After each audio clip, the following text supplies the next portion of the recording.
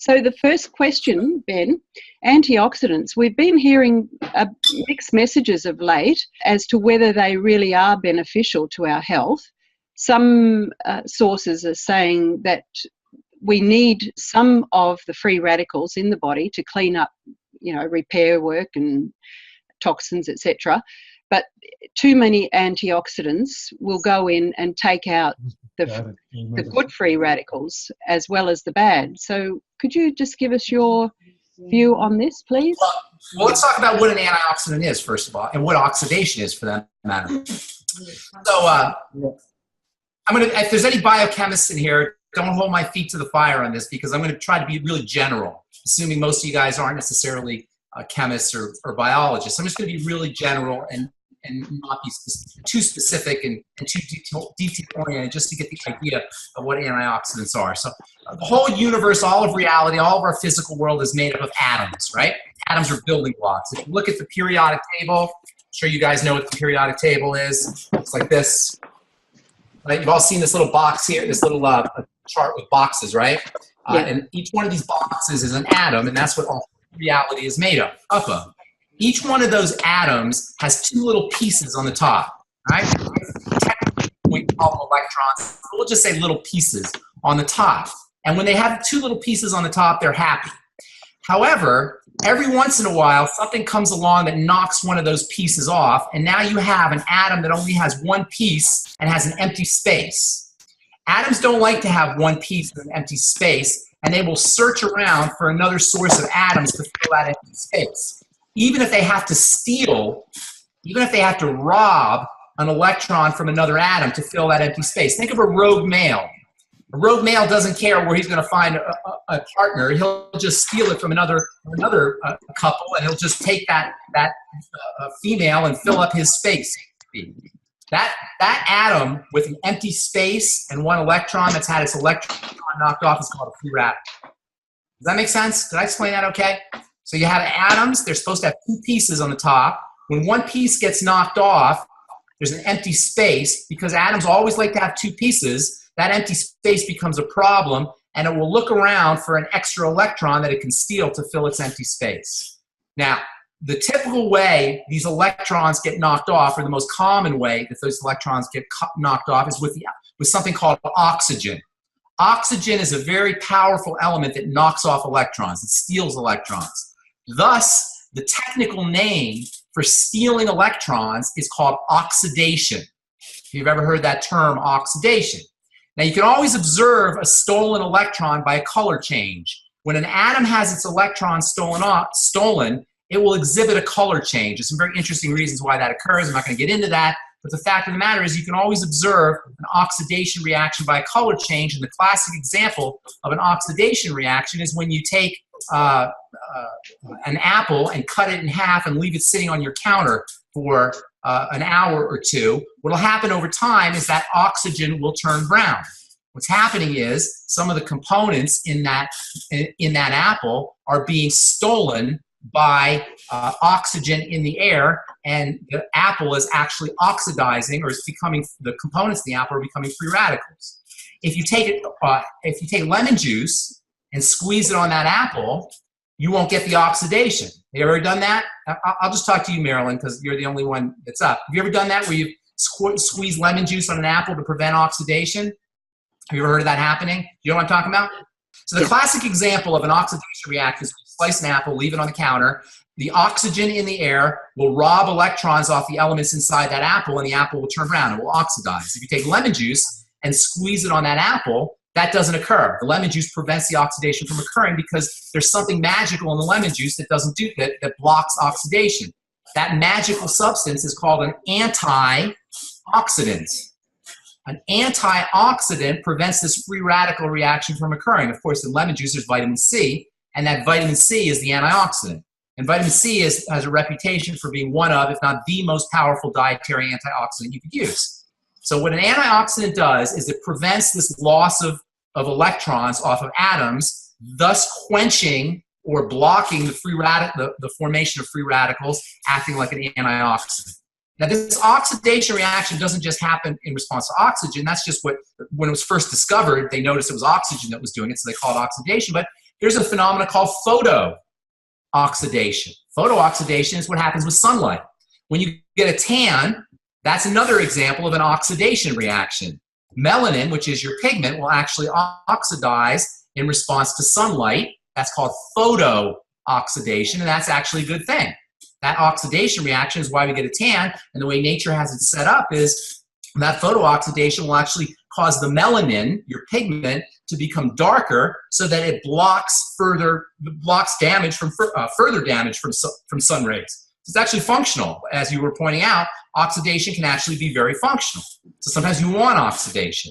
You don't have to worry about controlling oxidation or antioxidation by taking too many antioxidants. It's one of the problems with taking antioxidants, and this is where antioxidants get a bad rap, is the way antioxidants work is they contribute one of their electrons to the hole that's left in a free radical. So the free radical is technically an atom that has one electron in an empty space. The way an antioxidant works is it contributes, or we say donates, one of its electrons to fill that empty space up.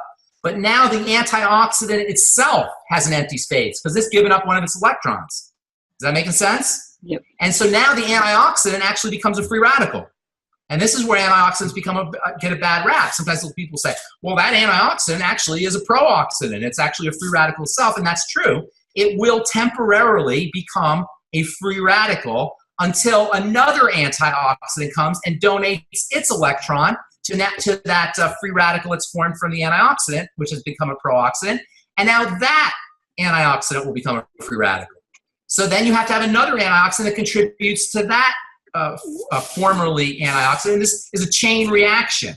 And so what I'm saying is, yes, it's true that temporarily antioxidants will be pro-oxidants when they give up their electrons, but the way you prevent this from happening is you keep a steady stream of antioxidants coming in. So there's always antioxidants to donate electrons to free radicals. And that's why you always want to be keeping a steady stream of antioxidants in your diet. The best source of antioxidants by far and away are going to be vegetables and fruits, because vegetables and fruits are constantly subject to photooxidation. They're in the sun. They thrive in the sun. They grow in the sun. They depend on the sun. So nature has equipped them with lots of wonderful antioxidants to protect them from the sun. When we eat those fruits and vegetables, we get the benefits of those antioxidants. So the reason behind where you hear sometimes people will talk about how antioxidants are problematic is because temporarily when an antioxidant gives up its electron to fill up that empty space, it becomes a pro-oxidant or a free radical itself. The way you get around that is by keeping a steady stream of antioxidants coming into the system. Does that make sense? Yeah. It's not a question of are free radicals bad or are they good? Yes, it's true. The body does use free radicals to clean things up. That's one of its mechanisms. But you don't have to worry about antioxidants stopping that from happening. That's never going to happen. The real problem is if you only have a certain amount of antioxidants, eventually even the vitamin C or the vitamin E or the selenium or the vitamin A, all of these nutrients which act as antioxidants, temporarily they will be pro-oxidants. If you don't have a steady stream of antioxidants coming in, it's like musical chairs. The antioxidant will stop at the pro-oxidant stage, and it can become problematic. So you got to keep a steady stream of antioxidants coming into the system. What damage do they do if they're not controlled? That's a good question. Okay, so when you have a free radical, the question was what kind of damage can they do? So here's the answer. When you have a free radical with an empty space, right? Atoms don't like to have empty spaces, and they will look all over to find a source of electrons, even if they have to steal them. One of the richest sources of electrons for a free radical to steal from is the membrane on the outside of a cell. The membrane on the outside of the cell is a rich source of electrons that can be stolen from. And when you have enough free radicals stealing electrons from the outside of a cell, you can damage cells. And so oxidants or free radicals can be cell damaging. Even worse, another rich source of electrons is the nucleus and the DNA. That is your cell, the blueprint for all the energy or for all the information in a cell. And eventually, a free radical can find the DNA and can oxidize the DNA, at which point you can get mutations. And that's where cancer comes from. So eventually, if you have enough free radicals, you can have cell damage, and even DNA damage leading to cancer and mutations. So it can be very problematic. Free radicals can be very damaging to cells and ultimately damaging to the DNA, which can lead to disease, cancers, mutations, and various diseases. So free radicals can be very dangerous, and that's why nature is filled with antioxidants. That's why most of our diets, if we're eating correctly, have lots of antioxidants. The mighty 90 essential nutrients, many of them function as antioxidants. If you're eating correctly, that is lots of vegetables and lots of fruits and vegetables, produce, and then eating lots of, make sure you're getting your mighty 90 essential nutrients, you'll have enough antioxidants to protect that from happening. If you don't, you're going to have these rogue elements, these free radicals that are scouting around looking for rich sources of electrons that they can steal from. And if they find the cell membrane, that can lead to cell damage. And if they find the DNA, that can lead to cancer and mutations. Okay. Pretty much all damage, all cellular damage and all aging damage is the result of some kind of oxidation reaction. This is a very important biochemical process that needs to be controlled, and that's why antioxidants are so important. And if you're hearing, I don't know where you're hearing that you have to be careful with antioxidants, it's not true. You want to be pounding yourself with antioxidants.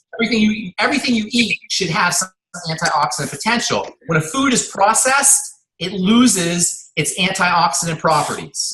Processed foods don't have anywhere near the antioxidant potential as fresh foods because they've already been damaged. Cooking is one of the great ways to destroy antioxidants. What's that? Antioxidants. Somebody's saying vegetables are loaded with antioxidants.